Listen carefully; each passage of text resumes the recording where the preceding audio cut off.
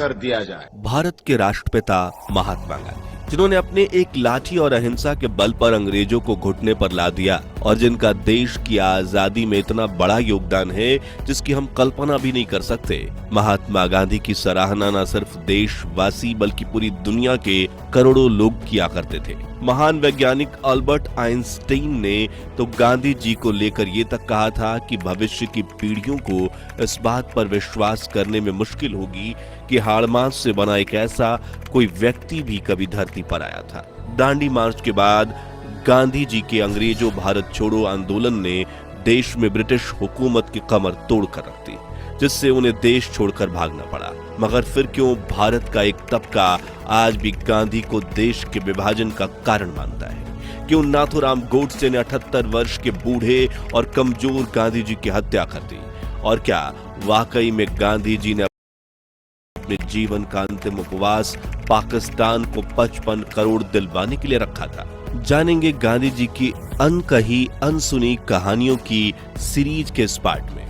साथ ही गांधी जी की हत्या को भलाई का काम कहने वाले नाथूराम गोडसे का वो अंतिम बयान भी सुनेंगे जो उन्होंने खुद अपने कोर्ट केस लड़ने के दौरान दिया था।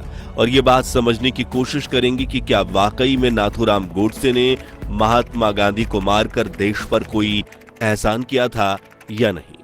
लेकिन उससे पहले नए दर्शक जल्दी से चैनल को सब्सक्राइब करके कमेंट बॉक्स में जय हिंद जरूर लिखिए।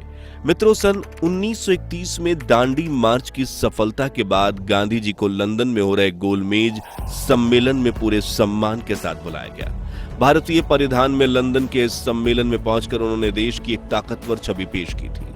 लेकिन गोलमेज सम्मेलन गांधी के लिए विफल हो गया क्योंकि ब्रिटिश साम्राज्य भारत को आजाद करने को तैयार नहीं था।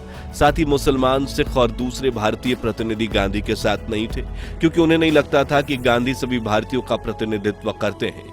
हालांकि गांधी की बातें सुनकर ब्रिटिश जनता ने भी भारत की राष्ट्रवादी मांग के लिए हमदर्दी दिखाई, लेकिन ब्रिटिश राजनेता विंस्टन चर्चिल ने कहा, यह बहुत डरावना और घृणास्पद है कि श्री गांधी जो एक देशद्रोही और औसत दर्जे के वकील हैं, अब अपनी नुमाइश फकीर के तौर पर कर रहे हैं। इसी बात से हम अंदाजा लगा सकते हैं कि विंस्टन चर्चिल गांधी की ताकत से कितने डरे हुए थे।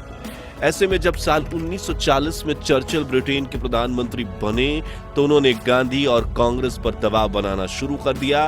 द्वितीय विश्व युद्ध में चर्चिल ने भारत को ब्रिटेन का समर्थन करने के लिए कहा। इस बात पर गांधी अड़ गए कि भारत को तब तक ब्रिटेन का नाजियों के खिलाफ जंग में समर्थन नहीं करना चाहिए जब तक भारत अपने ही घर में गुलाम है। इसी दौरान 8 अगस्त 1942 के दिन उन्होंने उस ऐतिहासिक आंदोलन की शुरुआत की जिसने भारत में ब्रिटिश हुकूमत की कमर तोड़ दी।